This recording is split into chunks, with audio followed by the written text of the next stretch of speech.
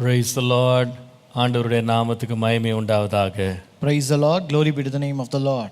இந்த புதிய காலை வேளையிலேயும் தேவனுடைய பிரசன்னத்திலே நாம் கூடி வந்து அவருடைய வார்த்தையை தியானிக்க கர்த்தர் நமக்கு பாராட்டின அளவற்ற அவருடைய கிருபைக்காக கர்த்தரை நான் மனப்பூர்வமாய் ஸ்தோத்திரிக்கிறேன். I thank God for His abundant grace that He has rendered to come to His presence once again in this morning hour to meditate His word. நம்முடைய தேவன் நல்லவர், அவருடைய கிருபை பெரியது. Our God is good and His mercies are great. 180 நாட்கள் நீதிமொழிகளை தியானிக்கிற தியானத்தில் இன்றைக்கு 81வது நாளுக்குள்ளே நாம் பிரவேசிக்க கர்த்தர் கிருபை கொடுத்திருக்கிறார். The Lord has given us grace to enter 81st day in this 180 devotions from the book of Proverbs. இம்மட்டும் நமக்கு நல்ல ஆலோசனை கொடுத்து நம்மை போதித்து வழிநடத்தின கர்த்தர் இன்றைக்கு நம்மோடு இருந்து நம்மை வழிநடத்துவாராக. The Lord who has given us good counsel and taught us so many days, may the Lord also teach us even today.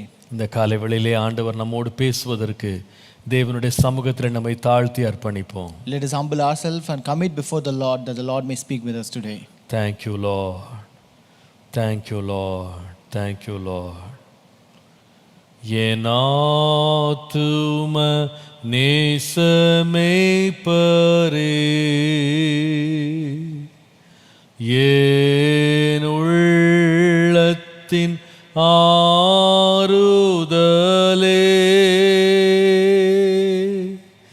இன்னுமுமை கேட்டு சேரனா வாஞ்சையோடு சமீபிக்கிறே,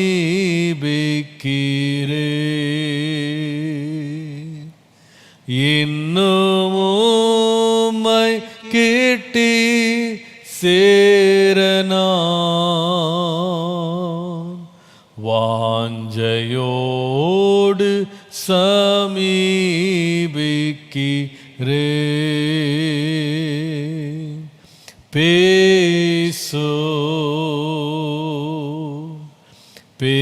பேசும் ஜெபம் செய்யும் போது ஆண்டவா பிரிய மானதை இப்போ காட்டும் செய்ய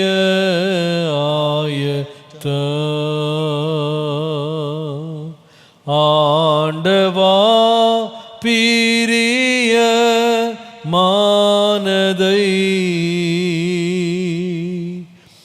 இப்போ காட்டும் செய்ய ஆயத்த.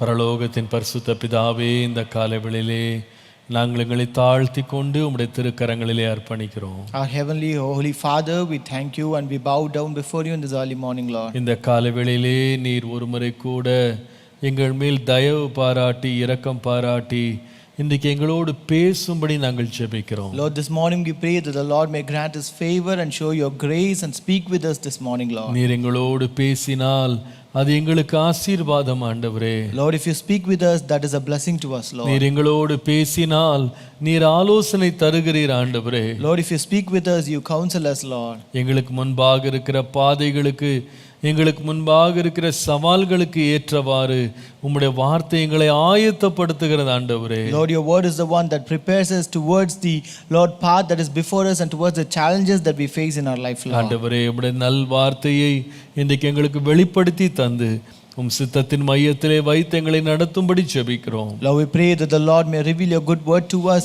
and Lord keep us in your will and lead us, Lord. உம்முடைய நாமத்தை மாத்திரம் எங்கள் மத்தியிலே மகிமைப்படுத்தும். Glorify your name amidst us, Lord. இயேசுவின் நாமத்தில் பிதாவே. In Jesus' name we pray. Amen. Amen. Praise the Lord. கர்த்தர் நல்லவர், கர்த்தர் பெரியவர். Praise the Lord. God is good and God is great. தொடர்ந்து நாம் நீதிமொழிகளின் புஸ்தகத்தை நாம் தியானிக்கலாம். Let us continue our meditation for the book of Proverbs. இன்றைக்கும் நாம் நீதிமொழிகளின் புஸ்தகம் 3ஆம் அதிகாரத்தினுடைய 13ஆம் வசனத்திலிருந்து நாம் 18ஆம் வசனம் வரைக்கும் நாம் வாசிக்கலாம். Today even let us read from book of Proverbs chapter 3 verses 13 to 18. ஞானத்தை கண்டடைகிற மனுஷனும் புத்தியை சம்பாதிக்கிற மனுஷனும் பாக்கியவான்கள். Happy is the man who finds wisdom and the man who gains understanding. அதன் வர்த்தகம் வெள்ளி வர்த்தகத்திலும் அதன் ஆதாயம் பசும் பொன்னிலும் உத்தமமானது. முத்துக்களை பார்க்கிலும் அது விலையேற பெற்றது. நீ இச்சிக்கத்தக்கது ஒன்றும் அதற்கு நிகரல்ல. For her proceeds are better than the profits of silver, and her gain than fine gold. She is more precious than rubies, and all the things you may desire cannot compare with her. அதன் வலது கையில் தீர்க்காயுசும் அதன் இடது கையில் செல்வமும் கனமும் இருக்கிறது. அதன் வழிகள் இனிதான வழிகள், அதன் பாதைகள் எல்லாம் சமாதானம். Length of days is in her right hand, and in her left hand riches and honor. Her ways are ways of pleasantness, and all her paths are peace. அது தன்னை அடைந்தவர்களுக்கு ஜீவ விருட்சம். அதை பற்றி கொள்ளுகிற எவனும் பாக்கியவான். She is a tree of life to those who take hold of her, and happy are all who retain her. கர்த்தருடைய பரிசுத்த நாமத்திற்கு மகிமை உண்டாவதாக. Glory be to the holy name of God. இந்த நீதிமொழிகள் 3ஆம் அதிகாரத்தின் நடு மையத்திலே ஞானி ஞானத்தை குறித்து மேன்மைப்படுத்தி புகழ்ந்து எழுதுகிறதை நாம் வாசித்து தியானித்து கொண்டிருக்கிறோம். So here in the center of this Proverbs chapter 3, we read about the greatness of wisdom which the wise man appraises and speaks about it. முதலாவது அவர் சொல்லுகிறார், இந்த ஞானம் என்பது நிகரற்றது, வேறு ஒன்றோடும் ஒப்பிடவே முடியாது என்று சொல்லுகிறார். So first he says this wisdom is incomparable and cannot be compared with anything. அதாவது பூமியிலே மிகவும் மேன்மையாக கருதப்படுகிற பொன், வெள்ளி, முத்துக்கள் இவைகள் எல்லாவற்றை பார்க்கிலும் ஞானம் மேன்மையானது. That is the gold, silver and rubies which are considered to be more precious in this world. This wisdom is more precious and cannot be compared with them. இன்னொரு விதமாய் சொன்னால், In other words, உலகத்துல ஒரு மனுஷன் ஆசைப்பட்டு அவன் தேடி சம்பாதிக்கணும்னு நினைக்கிற பொன், வெள்ளி, முத்துக்களை பார்க்கிலும் அவன் தேட வேண்டியது ஞானம். so wisdom is something he has to seek than that he desire over this gold, silver and rubies and which he want to gain in this world. இந்த பணத்தை சம்பாதிக்க, செல்வத்தை சம்பாதிக்க தன் வாழ்க்கையே மனிதன் தத்தம் செய்கிறான். A man sacrifices a full life just to gain this wisdom, gain this gold, silver and rubies. இந்த இரவும் பகலும் அவனுடைய வாழ்க்கையினுடைய பெரும் பகுதியை, வாழ்நாட்களை, பிரயாசத்தை, அவன் எல்லா பலத்தையும் இந்த செல்வத்தை சம்பாதிக்க தான் அவன் செலவழிக்கிறான். So he spends most of his life, most of his day and night labor only to gain and earn this wealth and money. ஆனால் வேதம் சொல்லுகிறது, இது எல்லாமே ஞானத்துக்கு முன்பாக நிகரற்றது. But the Bible says it cannot be compared before wisdom. ஞானத்தை ஒரு மனுஷன் தேடுவானானால் இந்த ஞானம் தன்னுடைய கரங்களை நீட்டி மூன்று ஆசீர்வாதங்களை தன்னுடைய கரங்களால் கொடுக்கிறது. So if a person seeks wisdom, this wisdom stretches out his hand and gives 3 blessings. அதை நீங்கள் 16ஆம் வசனத்துல படிக்கிறோம். That we read in verse 16. அதுல வலது கையில தீர்க்காயுசை தருகிறது. On the right hand is the length of days. அது மாத்திரமல்ல, அதனுடைய இடது கையில் செல்வத்தையும் கனத்தையும் அது தந்து விடுகிறது. And on the left hand is riches and honor. அதாவது நம்முடைய வாழ்க்கையில ஞானத்தை தேட ஆரம்பிச்சிட்டோம்னா ஞானம் என்ன செய்யும்னா நமக்கு வேண்டியதெல்லாம் நமக்கு தந்துரும். Once we start seeking wisdom in our life, then that wisdom will give whatever is required for our life. நான் இதை குறித்து, இந்த ஞானத்தை குறித்து, கனத்தை குறித்து, தீர்க்காயுசை குறித்தெல்லாம் தொடர்ந்து பேசிக்கொண்டே வருகிறேன். So I am continually speaking about this wisdom, this riches, honor and the length of days. கர்த்தருடைய நாமத்திற்கு மகிமை உண்டாவதாக. Glory be to the name of the Lord. தொடர்ந்து அதை குறித்து வாசிக்கும் போது 17ஆம் வசனத்தில் இந்த ஞானத்தின் வழி எப்படி இருக்கும்னு போட்டிருக்கு. So in verse 17 we read how will be the ways of wisdom. அதில் பார்க்கிறோம் ஞானத்தின் வழி எப்படி இருக்கும்னா இனிமையான அல்லது இனிதான வழி. So it says the ways of wisdom are pleasant ways. இந்த இனிதான வழி எப்படி வரும்னு சொன்னா அது பரிசுத்தத்தினால் உண்டான வழி, அது தேவ பிரசன்னத்தினால் நிறைந்த வழி, அது சமாதானத்தின் வழி. So these pleasant ways are ways of purity, they are the ways with God's presence and they are the ways of peace. பின்பு சொல்லுகிறது, இந்த ஞானம் ஒரு பாதையில கடந்து செல்கிறது.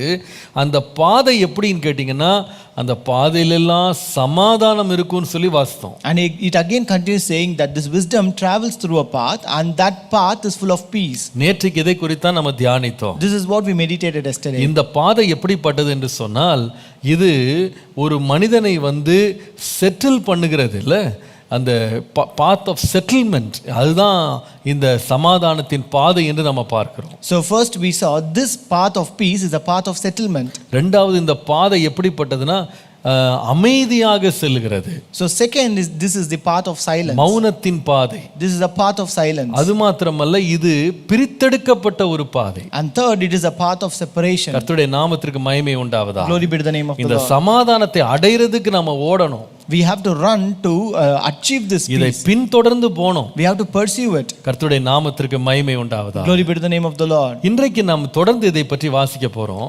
Today also we're going to continue to read இந்த about this. ஞானம் எப்படிப்பட்டது? How is this wisdom? 3:18 பாருங்க. 3:18. அது தன்னை அடைந்தவர்களுக்கு ஜீவ விருட்சம். She is a tree of life to those who take hold of her. தன்னை அடைந்தவர்களுக்கு ஜீவ விருட்சம். She is a tree of life to those who take hold of her. கர்த்தருடைய நாமத்திற்கு மகிமை உண்டாவதாக. Glory be to the name of the Lord. ஜீவ விருட்சம் அல்லது இன்னொரு விதமாய் சொன்னால் ஜீவனுக்கு ஏதுவான கனி. So it is a tree of life or a fruit towards life. இந்த ஜீவ விருட்சம் அப்படின்னு சொல்ற வார்த்தை வேதத்திலே முதலாவது எங்கே வருகிறது என்றால் ஆதியாகமம் 2ஆம் அதிகாரம் 9ஆம் வசனத்துல வாசிக்கலாம். The first mention of this tree of life can be read in Genesis chapter 2 and verse 9. அங்கே வாசிக்கிறோம், தேவனாகிய கர்த்தர் பார்வைக்கு அழகும் புசிப்புக்கு நலமுமான சகலவித விருட்சங்களையும் தோட்டத்தின் நடுவிலே ஜீவ விருட்சத்தையும் நன்மை தீமை அறியத்தக்க விருட்சத்தையும் பூமியிலிருந்து முளைக்க பண்ணினார் என்று பார்க்கிறோம். Here we read, and out of the ground the Lord God made every tree grow that is pleasant to the sight and good for food. The tree of life was also in the midst of the garden, and the tree of the knowledge of good and evil. இந்த ஜீவ விருட்சம் அப்படின்னு சொல்றது தேவனால் உருவாக்கப்பட்டது. This tree of life is made or created by God. கர்த்தரே அதை முளைக்க பண்ணினார். It is God who made it to grow. இந்த ஜீவ விருட்சத்திற்கு வேதத்துல மிக விசேஷமான தன்மை கொடுக்கப்பட்டிருக்கிறது. So this tree of life has special characteristics in the Bible. கர்த்தருடைய நாமத்திற்கு மகிமை உண்டாவதாக. Glory be to the name of the Lord. அதாவது இந்த ஜீவ விருட்சம் அப்படின்றது வேதத்துல முதல் புஸ்தகத்திலேயும் எழுதப்பட்டிருக்கு. அதே போல வேதத்தில் உள்ள கடைசி புஸ்தகத்திலேயும் இந்த ஜீவ விருட்சத்தை பற்றி நம்ம குறிப்பு எழுதப்பட்டதை பார்க்கலாம். So we can see that that mention about this tree of life is found in the first book of the Bible, and also it appears in the last book of the Bible. ரொம்ப விசேஷம் என்னன்னா, முதல் புஸ்தகமாகிய ஆதியாகமத்திலையும் கடைசி புஸ்தகமாகிய வெளிப்படுத்தலையும் இந்த ஜீவ விருட்சம் வர்றது மாத்திரம் அல்ல, இந்த வேதத்தினுடைய நடு புஸ்தகங்கள்ல ஒன்றான நீதிமொழிகள்லயே இந்த ஜீவ விருட்சத்தை பற்றி ஆண்டவர் எழுதுறாரு. So what is surprising is that this tree of life is not only mentioned in the first book Genesis and the last book Revelation, but it is also found in one of the middle book Proverbs. இந்த ஜீவ விருட்சத்துல அநேக விசேஷ உண்மைகள் உண்டு. There are very special truths about this tree of life. முதலாவது, இந்த ஜீவ விருட்சம் என்பது பூமியிலிருந்து கர்த்தர் முளைக்க பண்ணினார். ஒரு முறை தான் முளைச்சது, அதுக்கப்புறமா ஆண்டவர் முளைக்க பண்ணல. So the first one is the Lord himself made this tree to grow from the ground, and it just appeared only once, or it just grew up only once, and again it did not grow up. அதை மனுஷன் இதுவரைக்கும் கண்ணால பார்த்ததில்லை. Man has not seen it yet. அது மாத்திரமல்ல, ஆதாமை தவிர வேற யாரும் பார்த்ததில்லை, நான் சொல்ல விரும்பினது. So to say except Adam, no one has seen that. அது மாத்திரமல்ல, இந்த ஜீவ விருட்சம் அப்படின்னு சொல்றது அந்த கனியை, இந்த விருட்சம், அந்த மரம், ஜீவ மரத்தின் கனியை இதுவரைக்கும் எந்த மனுஷனும் புசித்ததே கிடையாது. So this is the fruit of this tree has not been eaten by any person so far.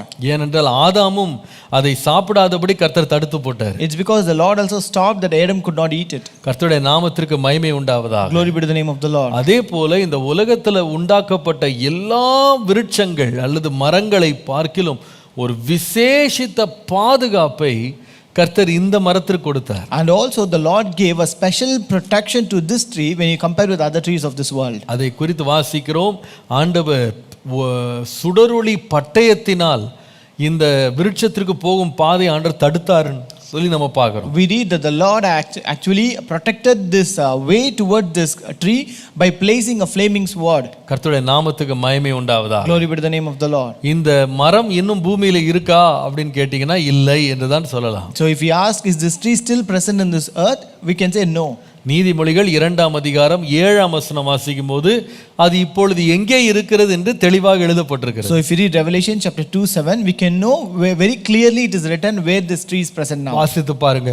Read that verse. ஜெயங்கொள்ளுகிறவன் எவனோ அவனுக்கு தேவனுடைய பரதீசின் மத்தியில் இருக்கிற ஜீவ விருட்சத்தின் கனியை புசிக்க கொடுப்பேன் என்று எழுது.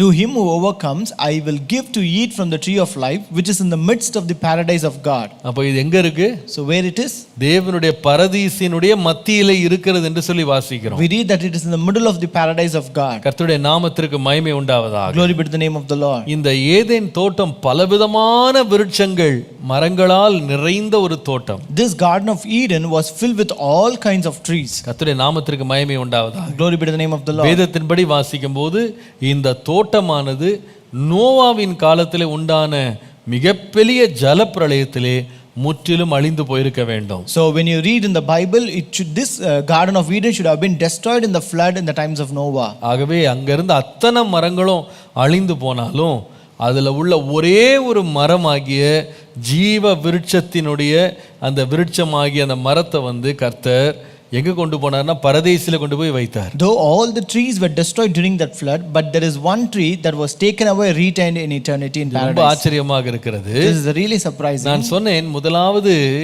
இந்த ஞானியாகிய சாலமோன் இந்த ஞானத்தை பற்றி பேசும்போது அது பொன் வெள்ளி முத்துக்கள் இவைகளுக்கு முன்பாக நிகரற்றது என்று சொல்லுவார். So I told you first, when this Solomon when he spoke about this wisdom, he said this wisdom is incomparable to gold, silver and rubies. ஆனால் இந்த இடத்துக்கு நீங்க 17ஆம் வசனத்துக்கு வரும்போது 18ஆம் வசனத்துக்கு வரும்போது But if you come to verse 18, அங்க பார்க்கும்போது வாசிக்கிறோம் இந்த ஞானம் என்பது உலகத்தில் உள்ள எல்லா விருட்சங்களில ஒப்பிடப்பட முடியாத விருட்சமாகிய ஜீவ விருட்சத்துக்கு இந்த ஞானத்தை இந்த ஞானி ஒப்பிடுகிறார். So here this wise man actually compares this wisdom to the tree of life, which cannot be compared with any trees of this world. இது பரத்திலிருந்து வந்த ஒரு ஞானம். So this wisdom is heavenly. இது பூமிக்கு அப்பாற்பட்ட ஒரு ஞானம். So it is a wisdom that is out of world. கர்த்தருடைய நாமத்திற்கு மகிமை உண்டாவதாக. Glory be to the name of the Lord. எப்படி இந்த ஜீவ விருட்சம் பூமிக்கு அப்பாற்பட்ட ஒரு நிலையில இன்றைக்கு இருக்கிறதோ அதே போல தேவனுடைய ஞானம் பூமிக்கு அப்பாற்பட்ட ஒரு உயர்ந்த நிலையில இருக்கிறது. Like how this tree of life is out of this world, similarly this wisdom of God is also out of this world. இதுல அந்த 18ஆம் வசனத்துல அது அல்லது ஞானம் தன்னை அடைந்தவர்களுக்கு ஜீவ விருட்சம்னு போட்டிருக்கு. So in verse 18 he says wisdom is a tree of life to those who take hold of her. அப்போ இந்த ஜீவ விருட்சத்திற்கும் இந்த ஞானத்திற்கும் ஏன் இந்த ஞானி ஒப்பீடு செய்கிறார்? So why does this Solomon the wise man compares this wisdom with the tree of life?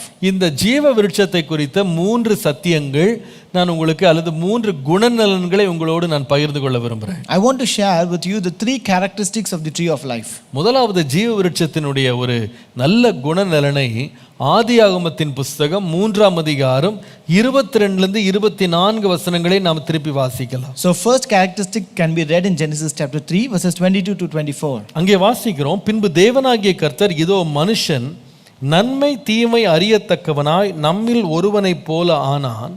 இப்பொழுதும் அவன் தன் கையை நீட்டி ஜீவ விருட்சத்தின் கனியையும் பறித்து புசித்து என்றைக்கும் உயிரோடு இராதபடிக்கு செய்ய வேண்டும் என்று அவன் எடுக்கப்பட்ட மண்ணை பண்படுத்த தேவனாகிய கர்த்தர் அவனை ஏதேன் தோட்டத்திலிருந்து அனுப்பிவிட்டார். அவர் மனுஷனை துரத்திவிட்டு ஜீவ விருட்சத்திற்கு போகும் வழியை காவல் செய்ய ஏதேன் தோட்டத்திற்கு கிழக்கே கேருபீன்களையும் வீசி கொண்டிருக்கிற சுடரொளி பட்டயத்தையும் வைத்தார் என்று பார்க்கிறோம். Then the Lord God said, behold, the man has become like one of us to know good and evil, and now lest he put out his hand and take also of the tree of life and eat and live forever. Therefore the Lord God sent him out of the garden of Eden to till the ground from which he was taken. So he drove out the man, and he placed cherubim at the east of the garden of Eden and a flaming sword which turned every way to guard the way to the tree of life. கர்த்தருடைய நாமத்திற்கு மகிமை உண்டாவதாக. Glory be to the name of the Lord. தோட்டத்தின் நடுவுல ஆண்டவர் ரெண்டு முக்கியமான மரங்களை வைத்திருந்தார். The Lord placed two important trees in the middle of the garden. ஒன்று நாம் வாசித்த ஜீவ விருட்சம். One is the tree of life that we read. இரண்டாவது நன்மை தீமை அறியத்தக்க விருட்சம். The other one is the tree of the knowledge of good and evil. நமக்கு தெரியும் இந்த நன்மை தீமை அறியத்தக்க மரத்தினுடைய சுபாவம் என்னன்னு சொல்லி. We know the nature or characteristics of the tree of this knowledge of good and evil. ஆதியாகமம் 2ஆம் அதிகாரம் 16 லிருந்து 17 வசனங்களை பாருங்க. If you read Genesis chapter 2 verses 16 and 17. தேவனாகிய கர்த்தர் மனுஷனை நோக்கி, நீ தோட்டத்திலுள்ள சகல விருட்சத்தின் கனியையும் புசிக்கவே புசிக்கலாம், ஆனாலும் நன்மை தீமை அறியத்தக்க விருட்சத்தின் கனியை புசிக்க வேண்டாம், அதை நீ புசிக்கிற நாளிலே சாகவே சாவாய். And the Lord God commanded the man, saying, of every tree of the garden you may freely eat, but of the tree of the knowledge of good and evil you shall not eat, for in the day that you eat of it you shall surely die. நல்லா கவனிங்க. Listen carefully. ஒரு பக்கம் ஜீவ விருட்சத்தின் கனியை நீ புசித்தால் என்றென்றும் உயிரோடு இருப்பாய். So on one side, if you eat the fruit of the tree of life, you will live forever. அதே வேளையில நன்மை தீமை அறியத்தக்க விருட்சத்தின் கனியை புசித்தால் நீ புசிக்கிற நாளிலே சாகவே சாவாய். But on the other hand, if you eat the tree of the fruit of the tree of the knowledge of good and evil, you will die on the day that you eat. இந்த பிசாசுனுடைய சுபாவம் என்ன? What is the characteristic of Satan? வேதம் சொல்லுகிறது, அவன் திருடவும் கொல்லவும் அழிக்கவும் வருகிறானே அன்றி வேறு ஒன்றுக்கும் அவன் வரான். The Bible says he comes to steal, kill and destroy, and for nothing else.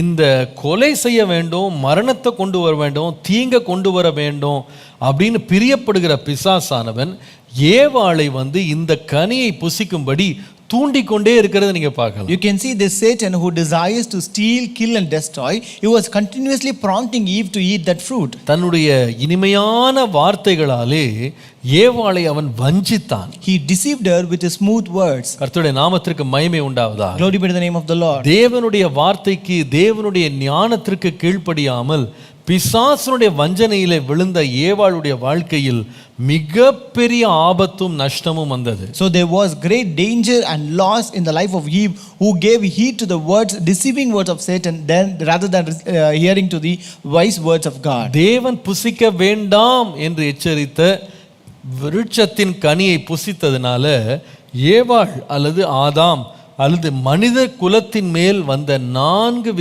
வித்தியாசமான பின்விளைவுகளை வேதத்தில் வாசிக்கலாம். We can read 4 important consequences that came into the life of mankind because of the evil, because of the Satan's deceiving words. நான் இது ஆங்கிலத்தில் 4 S's ன்னு சொல்லுவேன். 4 S ன்னு சொல்லுவேன். I can say that as 4 S in English. முதலாவது, இந்த நன்மை தீமை அறியத்தக்க விருட்சத்தின் கனியை புசித்ததுனால வந்தது பாவம் அல்லது sin. The first consequence that came because of eating this fruit of the tree of knowledge is sin.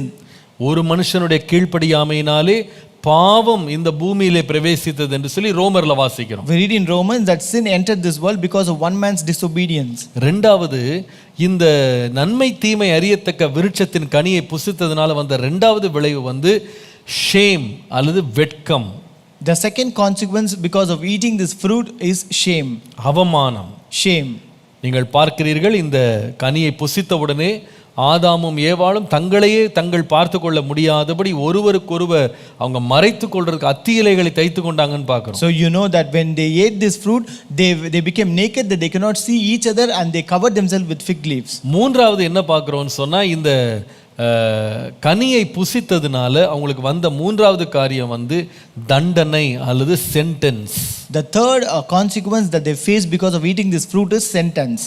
தண்டனை, sentence. நான்காவது, இந்த கனியை புசித்ததுனால அவர்களுக்கு வந்த நான்காவது விளைவு தேவனை விட்ட பிரிவு அல்லது separation from God. The fourth consequences that faced because of eating this fruit is separation from God. பாவம், sin, அவமானம், shame, தண்டனை, sentence, தேவனை விட்டு பிரிவு, separation from God. கர்த்தருடைய நாமத்திற்கு மகிமை உண்டாவதாக. Glory be to the name of the Lord. இந்த பெரிய தீமைகளை இந்த நன்மை தீமை அறியத்தக்க விருட்சத்தின் கனி கொண்டு வந்தது. So this fruit of the tree of knowledge and evil brought this great consequence. ஆனா ஆச்சரியம் என்னன்னா, இத்தனை தீமைகளை தனக்குள்ளே உள்ளடக்கின இந்த ஒரு கனி வெளியே பார்ப்பதற்கு தீமையா தெரியவே இல்லை. But what is surprising is that this fruit or this tree, which had all kinds of such kinds of evil in it, did not look so when it was seeing from the outside. நீங்கள் ஆதியாகமம் 3ஆம் அதிகாரம் 6ஆம் வசனம் வாசித்தால், If you read Genesis chapter 3 and verse 6, அப்பொழுது ஸ்திரீயானவள் அந்த விருட்சம் புசிப்புக்கு நல்லதும் பார்வைக்கு இன்பமும் புத்தியை தெளிவிக்கிறதற்கு இச்சிக்கப்படத்தக்க விருட்சமாய் இருக்கிறது என்று கண்டு அந்த கனியை பறித்து புசித்து தன் புருஷனுக்கும் கொடுத்தாள், அவனும் புசித்தான். So when the woman saw that the tree was good for food, that it was pleasant to the eyes, and a tree desirable to make one wise, she took off its fruit and ate. She also gave to her husband with her, and he ate. இதை நான் 3 வார்த்தைகளில் ரத்தன சுருக்கமாக நான் சுருக்கி விடுவேன். So I can just precise this in 3 words. இந்த கனி எப்படி தெரிந்தது? How was this fruit looking? முதலாவது, இது நேர்த்தியாக தெரிந்தது. It looked perfect first. இது நேர்த்தியாக தெரிந்தது. It looked perfect. அதுல எந்த ஒரு ஆபத்தோ தீங்கோ அதிலிருந்து வெளிப்படவே இல்லை. There is no sign of danger or any kind of danger that is being seen in it. இரண்டாவது, இது பார்ப்பதற்கு இனிமையாக இருந்தது. Second, it was pleasing to look. அது பார்ப்பதற்கு இனிமையா இருந்தது. It was pleasing to look. அதுல ஒரு விசேஷத்த ஒரு சுண்டி இழுக்கும் கவர்ச்சி இருந்தது. So it had a special attraction in it. கர்த்தருடைய நாமத்துக்கு மகிமை உண்டாவதாக. Glory be to the name of the Lord. மூன்றாவது, இது மிகவும் வாக்குத்தத்தம் நிறைந்ததாக, இது மிகவும் நன்மையை உறுதி செய்கிற ஒரு கனியாக தெரிந்தது. Third, it was promising or confirming goodness to them. அதாவது ஒருவனை புத்தியை தெளிவிக்கிறதுக்கு ஏற்ற விதமான ஒரு நன்மை இதற்குள்ள இருப்பது போல அது கவர்ந்தது. So it actually attracted and it seemed desirable to make one wise. ஆனால் ஒரு பக்கம் it was perfect, it was pleasing, it was promising. அது நேர்த்தியாக இருந்தது, அது பார்ப்பதற்கு இனிமையாக இருந்தது, அது அநேக நன்மைகளை கொடுப்பது போல வெளியே தெரிந்தது. So on one side, outside it looked actually it was perfect, pleasing and promising. ஆனால் அதனை உள்ளேயோ மிகப்பெரிய ஆபத்து அதில் இருந்தது. But inside there was a great danger awaiting.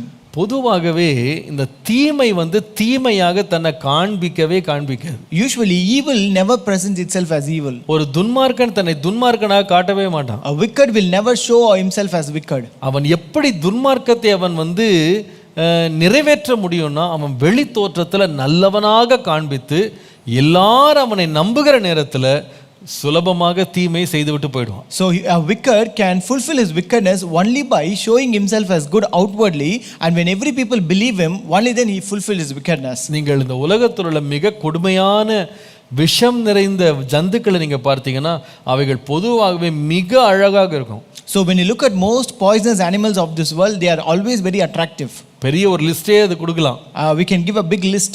பாம்புகள்ல இருந்து நீங்க தவளைகள், பாய்சனஸ் ஃப்ராக்ஸ்ல இருந்துலாம் எடுத்துட்டீங்கன்னா அவைகள் ரொம்ப ரொம்ப கலர்ஃபுல்லா இருக்கும். Right from snakes until even poisonous frogs, they will be very colorful. அதுடைய வசீகரத்தை அழகா பார்க்கும்போது இதுல இருந்து தீமையே வராது நம்ம நினைச்சு அதை பார்த்து நம்ம அட்ராக்ட் பண்ணிட்டு இருக்கிற நேரத்துல நம்மளை தீண்டிடும். So when you look at its beauty and when you are totally enticed towards its attractive beauty, at that time it will actually kill you. அதனுடைய வெளி தோற்றத்துக்கும் அது உள்ள இருக்கிற விஷத்துக்கும் சம்பந்தமே இல்லாத மாதிரி தெரியும். It appears as if there is no connection between its outer appearance and the inner poison. பாருங்க, ஞானம் ஏன் ஜீவ விருட்சத்தோடு ஒப்பிடப்பட்டிருக்குன்னு சொன்னா, why wisdom is compared to the tree of life? ஒருவேளை வெளி தோற்றத்தில் அது அவ்வளவு அட்ராக்டிவா இல்லாவிட்டாலும் அது மிகப்பெரிய பாதுகாப்பை நமக்கு தருகிறது. Maybe it is not attractive outside, but it always gives a protection.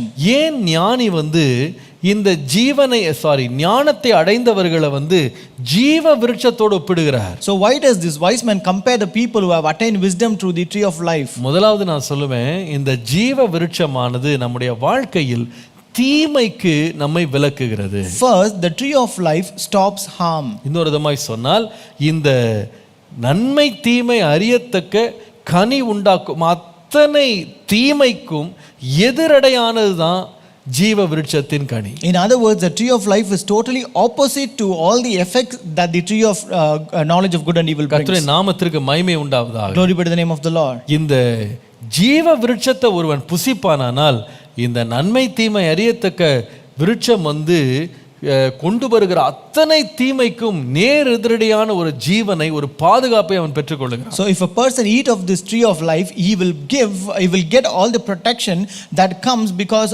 towards this evil that comes from the tree of knowledge of evil. ஆனால் ஏவாளை பார்க்கும் பொழுது இந்த தீங்கின் பாதைக்கு தன்னை அர்ப்பணித்தவளா பார்க்கலாம். But when you look at Eve, she actually committed to this path of tree of knowledge of good and evil. தேவன் அந்த தீமையை குறித்து ஏற்கனவே அவளுக்கு ஆண்டவர் எச்சரிப்பை கொடுத்திருந்தாலும் அவளாக போய் அந்த தீமையில விழுறதை நீங்க பார்க்கலாம். Though the Lord has already given a warning about this tree, but she herself fell into that sin. ரொம்ப ஆச்சரியமா இருக்கு. It was really surprising. பிசாசானவன் கனியை கொண்டு வந்து அவள் கையில கொடுக்கல. This Satan did not bring the fruit and give it in her hand. அதை அவன் ஊட்டி விடல. He did not feed her. அதை சாப்பிடும்படி கட்டாயப்படுத்தல. He did not compel her to eat. இல்ல, அப்படி செய்யல. He did not do so. அவன் செய்ததெல்லாம் என்னன்னா, கண்களின் இச்சையை கொண்டு வந்து என்ன செய்கிறான்னா, நீயே எடுத்து புசின்னு சொல்லி அவளை தூண்டுகிறான். He just brought the lust of eyes and prompted her to eat. பாருங்க, பாவம் என்பது நம்மை கட்டாயப்படுத்தி செய்கிற ஒரு காரியம் கிடையாது. Sin is not something that makes us or forces us to do. நல்லா கவனிக்கணும் நீங்க. You have to listen carefully. பாவம் என்பது ஒரு மனுஷனை கட்டாயப்படுத்தி செய்கிற காரியம் கிடையாது. Sin is not a thing that is being forced on a person. ஒருவரை கட்டாயப்படுத்துகிறவன் தான் பாவியே தவிர கட்டாயப்படுத்தப்படுகிறவர்கள் பாவிகள் அல்ல. Only a person who forces is a sinner, not the one who is being forced. தயவுசெய்து எழுதி கொடுங்க, ரொம்ப முக்கியமான ஒரு சத்தியம் அது. Please write it down, this is an important truth. கட்டாயப்படுத்துகிறவர்கள் தான் பாவிகளை தவிர கட்டாயப்படுத்தப்படுகிறவர்கள் பாவிகள் அல்ல. The one who forces is a sinner, not the one who is being forced. இத நம்ம உலகத்துல இன்னைக்கு ஒவ்வொரு நாளும் பார்க்கிறோம். This we can see in this world every day. இத ஜனங்கள் பலாத்காரம் செய்யப்படுங்க, பெண்கள் பலாத்காரம் செய்யப்படுறாங்க. Many women, many ladies are being forced. அதாவது இந்த கற்பழிப்பு என்பது ரொம்ப அதிகமா பெருகிருச்சுல. Today rape cases have increased. இதுல சிக்கிக்கொண்ட பெண்கள் ஒரு பெரிய ஒரு குற்ற மனசாட்சியோடு வாழுகிறார்கள். Women who are caught in such kind of evil live with a great guilt. நான் ஒரு பெரிய பாவம் செய்துட்டேனோ அப்படி யோசிக்கிறாங்க. They think I have committed a great sin. இல்ல, no. கட்டாயப்படுத்துகிறவர்கள் தான் பாவியே தவிர கட்டாயப்படுத்தப்படுகிறவர்கள் பாவி அல்ல. The one who forces is a sinner, not the one who is being forced. பாருங்க, இங்க பிசாசானவன் பாவத்தை கட்டாயப்படுத்தல, பாவத்தை கவர்ச்சியாக காமித்தான். So here Satan did not force sin, but actually he showed or made it an attractive one. அந்த கவர்ச்சிக்கு யார் விழுறாங்களோ அவங்க தான் பாவத்துக்கு உட்படுறாங்க. And whoever falls to that attraction, they will sin. பிசாசால நம்மள பாவம் செய்ய அவன் கட்டாயப்படுத்த முடியாது. Satan cannot force us to do sin. ஆனா அவன் எதுல ப்ளே பண்ணுவான்? மைண்ட ப்ளே பண்ணுவான். But he will play with our mind. நம்முடைய கண்களை கவர்வதற்கு அவன் தூண்டுவான். He will always prompt or try to attract to by our eyes. இந்த கட்டாயப்படுத்தலுக்குள்ளே நாம ஈடுபடுத்தப்படுவது பாவம் அல்ல, அதற்கு நாம இணங்கும் போது தான் அது பாவம். So when we are led towards this kind of force or compulsion, it is not a sin, but when we comply to that becomes sin. கர்த்தருடைய நாமத்திற்கு மகிமை உண்டாவதாக. Glory be to the name of the Lord. அப்போ இங்க நீங்க பார்ப்பீங்களானா, இந்த ஜீவ விருட்சத்தின் கனி என்பது மனுஷனுடைய வாழ்க்கையில் உள்ள அத்தனை தீங்குகளுக்கும் அவனை விலக்குகிற ஒரு மரமாக காண்பிப்பது போலவே தேவனுடைய ஞானம் கூட ஒரு மனுஷனுக்கு ஒரு பெரிய பாதுகாப்பை தருகிறது. So here, like how the tree of life stops harm and saves or protects a man from all evil, similarly wisdom is also a protection to a man. அந்த விருட்சத்தை நாம் புசிக்கும் பொழுது எப்படி ஒரு மனுஷனுக்குள்ள ஜீவன் உண்டாகுதோ, அவன் எப்படி மரிக்காமல் நின்று இந்த பாவத்தினால் வந்த மரணம், பாவத்தினால வந்த சாபம், பாவத்தினால வந்த தண்டனை, பாவத்தினால் வந்த தேவனிடத்தில் வந்த பிரிவு எல்லாவற்றுக்கும் விலகி அவன் எப்படி பாதுகாப்பாக இருக்கிறானோ, அதே போல தேவ ஞானத்தை ஏற்றுக்கொண்டு அங்கீகரிக்கிற ஒரு மனுஷனுடைய லைஃப்லையும் தீங்குகளுக்கு விலகி அவன் சுகமாக இருக்கிறான். Like how a person who eats of this tree of life is away from sin, shame, sentence and separation from God, similarly a person who attains his wisdom will also be away from the evil in his life. கர்த்தருடைய நாமத்திற்கு மகிமை உண்டாவதாக. Glory be to the name of the Lord. ஏன் இதை ஜீவ விருட்சத்தோடு ஒப்பிடுகிறார் என்றால், முதலாவது நான் சொன்னேன், இந்த ஜீவ விருட்சமாகிய ஞானம் இந்த உலகத்தில் வரும் எல்லா தீங்குகளிலிருந்தும் ஒருவனை பாதுகாக்கிறது. So why does he compare this wisdom with the tree of life? First I told you the tree of life stops harm. கர்த்தருடைய நாமத்திற்கு மகிமை உண்டாவதாக. Glory be to the name of the Lord. ஞானத்தை பெறுகிறவனோ தீங்கிலிருந்து தன்னை தப்புவித்துக் கொள்கிறான். The one who receives wisdom will also deliver himself from this evil. கர்த்தருடைய நாமத்திற்கு மகிமை உண்டாவதாக. Glory be to the name of the Lord. இரண்டாவது ஒரு காரியம், the second thing, இந்த ஜீவ விருட்சம் தீங்கிலிருந்து நம்மை விலக்குகிறது மாத்திரமல்ல, This tree of life not only stops harm in our life, ரெண்டாவது அது செய்கிற ஒரு காரியம் இருக்கு.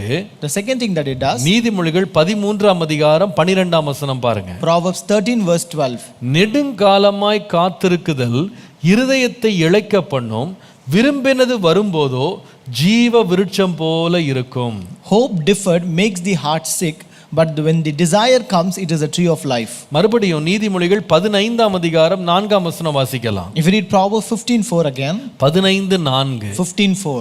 ஆரோக்கியமுள்ள நாவு ஜீவ விருட்சம், நாவின் மாறுபாடோ ஆவியை நொறுக்கும். A wholesome tongue is a tree of life, but perverseness in it breaks the spirit. ஏன் ஞானத்தை ஜீவ விருட்சத்தோடு ஒப்பிடப்பட்டிருக்கிறது என்று சொன்னால், Why wisdom is compared with the tree of life? இந்த ரெண்டு வசனங்களை வாசித்தீங்கன்னா ஒன்றை கண்டுபிடிப்பீங்க. If you read both the verses, you can identify one. இந்த ஜீவ விருட்சத்தினுடைய இரண்டாவது ஒரு நல்ல குணநலன் என்ன சொன்னா, இந்த ஜீவ விருட்சம் மகிழ்ச்சியை கொண்டு வருகிறது. Second, tree of life brings happiness. கர்த்தருடைய நாமத்திற்கு மகிமை உண்டாவதா. Glory be to the name of the Lord. விரும்பினது வரும்போதோ ஜீவ விருட்சம் போல இருக்கும். But when the desire comes, it is a tree of life.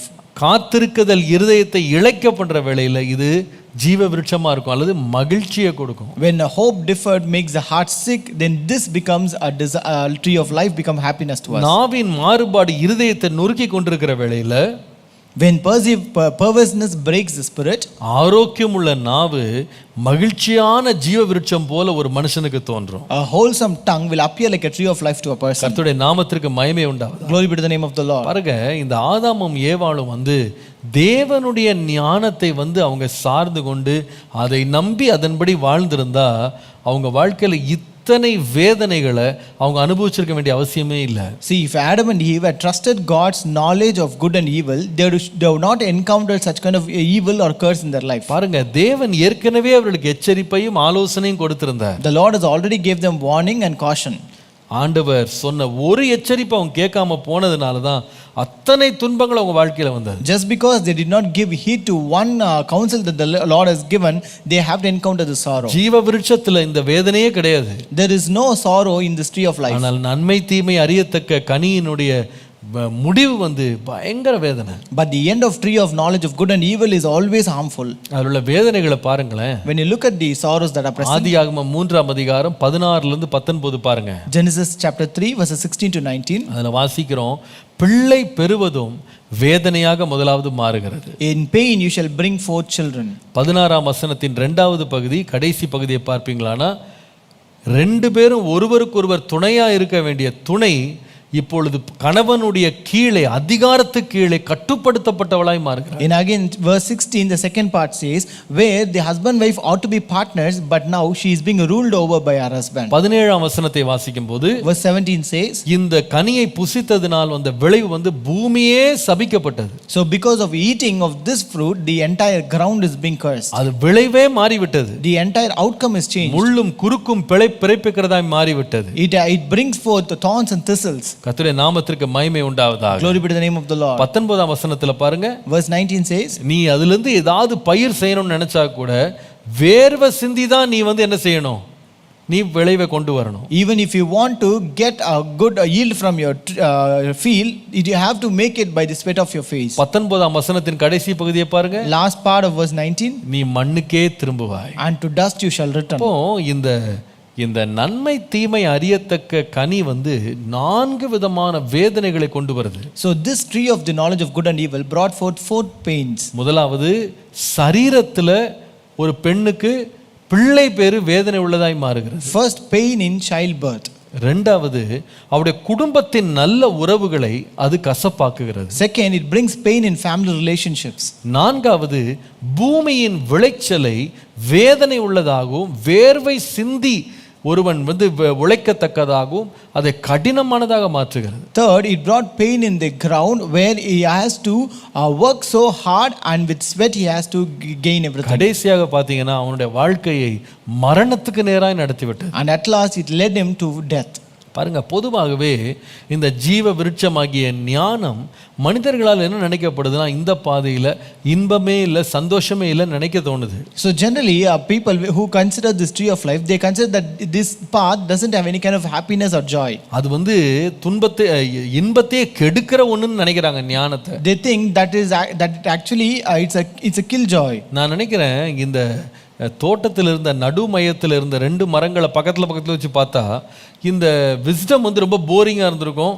அதே வேளையில் இந்த ஞானத்தை, அறிவை கொடுக்கிற அந்த நன்மை தீமை அறியத்தக்க விருட்சத்தின் கனி வந்து ரொம்ப அட்ராக்டிவாக இருந்திருக்கும். So I think when they have placed both the trees in the garden, this tree of life, the fruit of the tree of life would have appeared to be boring, and the fruit of the tree of knowledge of good and should have appeared to be attractive. ஆண்டவர் ரெண்டையும் ஒரே இடத்துல தான் வச்சிருந்தார். The Lord placed both at the same place. ரெண்டையும் தெரிந்து கொள்ளுகிற ஒரு வாய்ப்பை ஏவாளுக்கு ஆண்டவர் கொடுத்திருந்தார். The Lord gave an option to choose both to Eve. ரொம்ப ஆச்சரியமா இருக்குது, ரெண்டுமே தோட்டத்தின் நடுவுல இருந்ததா. So it is really surprising that both were present in the middle of the garden. அப்பனா அர்த்தம் என்னன்னா, பார்க்கும்போது ரெண்டையுமே பார்க்க முடியும். So it means that when you see, you can see both.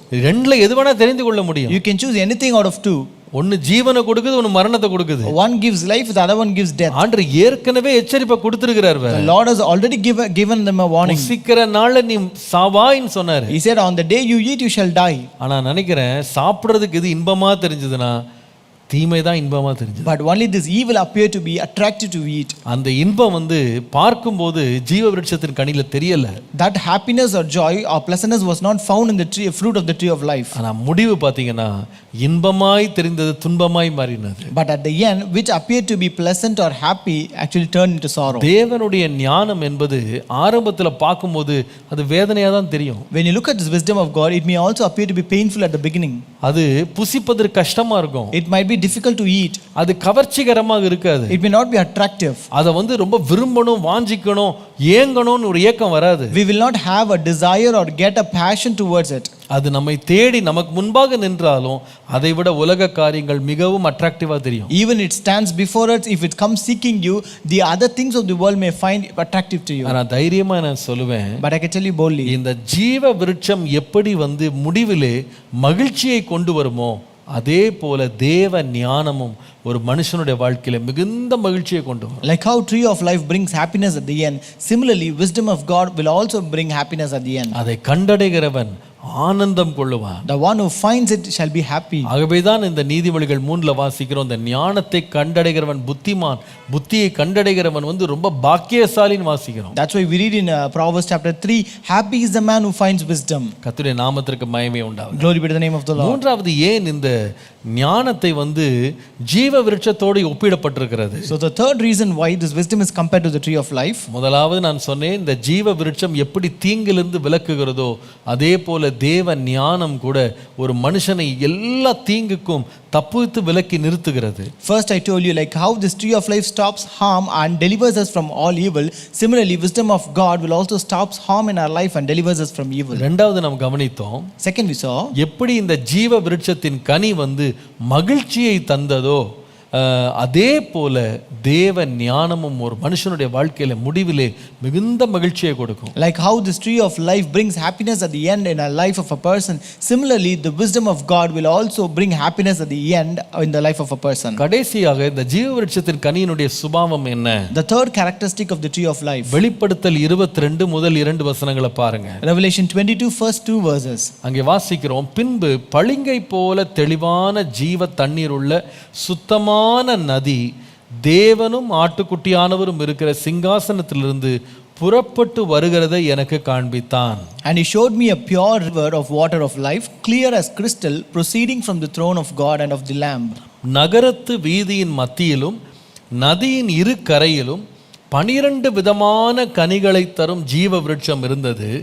அது மாதந்தோறும் தன் கனியை கொடுக்கும். அந்த விருட்சத்தின் இலைகள் ஜனங்கள் ஆரோக்கியம் அடைவதற்கு ஏதுவானவைகள். In the middle of its trees and on either side of the river was a tree of life, which bore 12 fruits, each tree yielding its fruit every month. The leaves of the trees were for the healing of the nations. கர்த்தருடைய நாமத்துக்கு மகிமை உண்டாவதாக. Glory be to the name of the Lord. இந்த ஜீவ விருட்சத்தில் உள்ள மூன்றாவது சிறப்பம்சம் என்ன தெரியுமா? The third characteristic of the tree of life. இந்த ஜீவ விருட்சத்தின் இலையை சாப்பிடுறவங்க கூட ஆரோக்கியம் அடைஞ்சிருவாங்க. So people who eat even the leaf of the tree receive healing. ரொம்ப ஆச்சரியமா இருக்கு. Really surprising. கனியை கூட சாப்பிடணும்னு இல்லை, It's not necessary for you to eat fruit. அதனுடைய இலையே என்ன கொடுத்துரும்னா ஆரோக்கியத்தை தரும். Even its leaves can bring healing. அதை நீங்க பார்த்தீங்கன்னா வேதம் சொல்லுகிறது அது மாதந்தோறும் கனி கொடுக்குமா. The Bible says it yields its fruit every month. பாருங்க, பொதுவா கனி என்பது தினந்தோறும் காய்க்கிறது கிடையாது. So generally fruit is not seen every day. அப்படிதானே? Is right. சிலது பார்த்தீங்கன்னா வருஷத்துல ஒரு மாதமோ 2 மாதம் தான் காய்க்கும். So there are certain trees which yield fruit only in one month or twice in a year. இந்த மாதந்தோறும் காய்க்கிறது கூட பார்த்தீங்கன்னா அது முழுசா விளைஞ்சு வர்றது கொஞ்சம் நேரம் எடுக்கும். So even this tree which yields fruit every month, it will actually take time to bring its yield. நிறைய பேர் வந்து கனி மரங்கள் பக்கத்துல போயிட்டு ஏமாந்தவங்க இருக்கிறாங்க. So there are people who go near to the fruit yielding trees and they are disappointed. காய்க்க ஆரம்பிச்சிருச்சு, ஆனா இன்னும் ஒரு வாரம் ஆகும் அப்பதான் சாப்பிட முடியும். So it has started to yield its fruit, but it takes another one week for us to eat it. இலை நல்லா இருக்கு, ஆனா வந்து கனியே இல்ல. The leaves are good, but there is no fruit in it. ஏன்னா இது கனி காலம் இல்ல.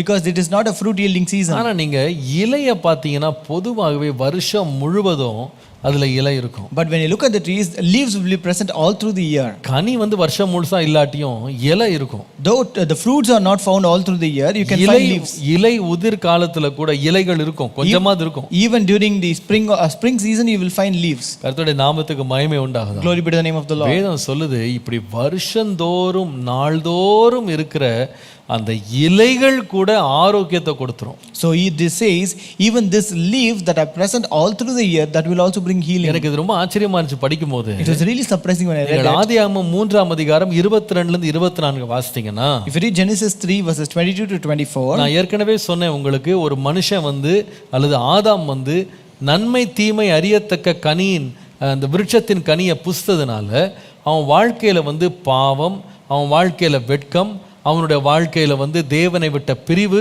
இது எல்லாம் அவனை வந்து அடைந்தது. I told you already, just because this Adam and Eve ate fruit out of the tree of knowledge of good and evil, there came sin, shame, sentence and separation from God in their life. இப்போ இவன் பாதிக்கப்பட்ட ஒரு மனுஷனா நிக்கிறான். Now this person is affected.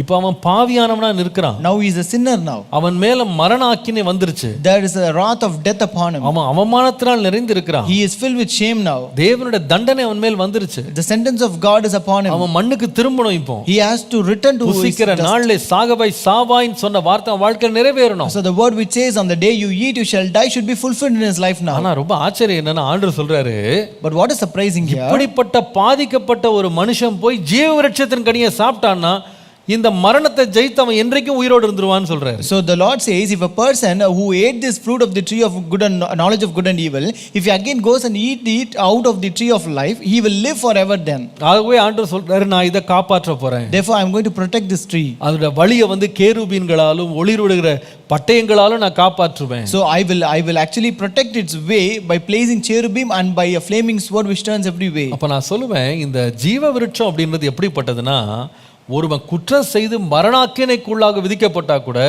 அவனை கூட ஆரோக்கியமாக்கக்கூடிய தன்மை வந்து இந்த ஜீவ விருட்சத்துக்கு உண்டு. So it means that this tree of life has the ability to heal a person who has already committed a sin and is actually received a sentence. அதுதான் இந்த ஜீவ விருட்சத்தினுடைய மூன்றாவது குணம். So that is the third characteristic of this tree of life. ஜீவ விருட்சம் என்ன செய்யும்னா ஆரோக்கியத்தை உண்டாக்கும். Tree of life brings healing. அது ஆரோக்கியத்தை உண்டாக்கும். It brings healing. கர்த்தருடைய நாமத்திற்கு மகிமை உண்டாவதாக. Glory be to the name of the Lord. இந்த ஆரோக்கியம் வந்து மரணத்துக்கு ஏதுவானவனை கூட ஜீவனோடு இருக்க பண்ணிரும். So this healing will actually make a person who is sentenced to death even to live. நான் சொல்லுவேன், அதனால தான் ஞானத்தை வந்து இதோட ஒப்பிட்டிருக்கிறேன். That is why wisdom is compared to this. ஞானம் எப்படிப்பட்டது? How is wisdom? மரணத்துக்கு ஏதுவானவனோட கூட ஆரோக்கியம் உள்ளவனாக அவனை உயர்த்துகிறது. It actually brings healing and exalts a person who is about to die. அவனுடைய வாழ்க்கையில பெற்ற இழப்புகள் எல்லாவற்றையும் திரும்ப கொடுக்கிறது. It actually restores all the losses in his life. எல்லாவற்றையும் சம்பாதிக்க பண்ணுகிறது. It will make him to earn everything back again. எல்லா ஆசீர்வாதங்களும் அவனுக்கு கூட்டி கொடுக்கிறது. It adds all his blessings again to him. கர்த்தருடைய நாமத்திற்கு மகிமை உண்டாவதாக. Glory be to the name of the Lord. எல்லா குறைவுகளையும் நிறைவாக்கிடுது. It fulfills all his needs. அதனால தான் ஞானி சொல்றாரு, That's why the wise man says, ஞானத்தை கண்டடைஞ்சிருப்பா. you find the wisdom. ஜீவ விருட்சம் போல இருக்கும். That is like a tree of life. ஜீவ விருட்சம் 3 சுபாவங்கள் கொண்டது. This tree of life has 3 characteristics. ஜீவ விருட்சம் எல்லா தீங்குக்கும் ஒரு மனுஷனை விலக்குகிறது. This tree of life stops harm and delivers a person from all இன்னொரு evil. விதமாய் சொன்னால் இந்த ஜீவ விருட்சத்துல எந்த தீமையுமே இல்லை, எந்த ஒரு தீங்குமே இல்லை. In other words, there is no harm or no evil in this tree of life. அதே வழியில நீங்க மற்ற மரங்களை பார்த்தீங்கன்னா, விசேஷமாக நன்மை தீமை அறியத்துக்கு பார்த்தீங்கன்னா, அதை சாப்பிட்டவனுடைய லைஃப்ல பாவம், அவமானம், தேவனுடைய தண்டனை, முடிவில் மரணம் கூட வந்துடும். But on the other side, when you eat person who eats the other fruit, that is especially the tree of the knowledge of good and evil, there is sin, shame, sentence and separation from God, and at last death in his life. கர்த்தருடைய நாமத்துக்கு மகிமை உண்டாவதாக. Glory be to the name of the Lord. ஆகவே ஞானமாகிய இந்த ஜீவ விருட்சத்தை தேடி ஒரு மனுஷன் தீங்கிலிருந்து தப்பித்துக் கொள்ளணும். So a person ought to find this wisdom, which is the tree of life, and escape from death. இரண்டாவது,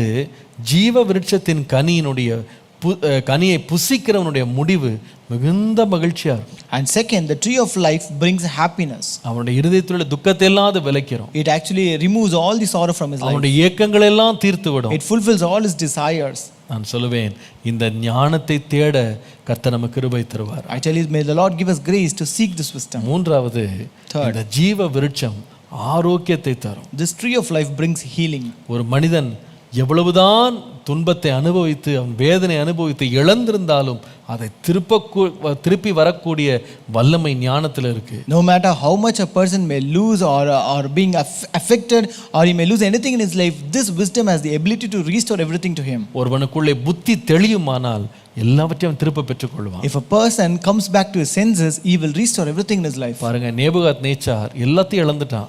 When you see this Nebuchadnezzar, he lost everything. அவன் பார்த்தீங்கன்னா அரண்மனையை விட்டுட்டு, தன்னுடைய மகிமையை விட்டுட்டு, ஒரு மிருகத்தை போல போய் புல் மேய்ஞ்சிட்டு இருக்கான். So as we know that he left his palace, he left all his royal glory, and he went to this wilderness to graze like an oxen. ஆனால் ஒரு நாள் தேவனுடைய ஞானம் அவன் மேல் பிரகாசித்தது. But one day the wisdom of the Lord shined upon him. அவனுக்கு புத்தி தெளிந்தது. When he came to his senses, அவன் உன்னதமான தேவனுடைய கர்த்தரை மகிமைப்படுத்தினான். and he actually exalted and praised the Lord most high. அது விளைவு என்னன்னா, அது இழந்து போன மகிமையெல்லாம் அவன் திரும்ப பெற்றுக்கொண்டான். And as a result, he restored whatever he lost. லூக்கா 15ஆம் அதிகாரத்தில் இளைய குமாரனை பாருங்க. We read about this younger son in Luke chapter 15. அவன் பெற்றுக்கொண்ட அத்தனை ஆசீர்வாதங்களையும் நன்மை தீமை அறியத்தக்க கனியாகிய பாவத்தை போய் சாப்பிட்டதுனால எல்லாம் இழந்து வெறுமையாயிட்டான். So just because he ate of the fruit of the tree of knowledge of good and evil, he lost everything, all the goodness in his life. இப்பொழுது ஆகாரம் கூட இல்லாம ரொம்ப பரிதாப நிலையில இருக்கிறான். Now in a pathetic situation where he doesn't have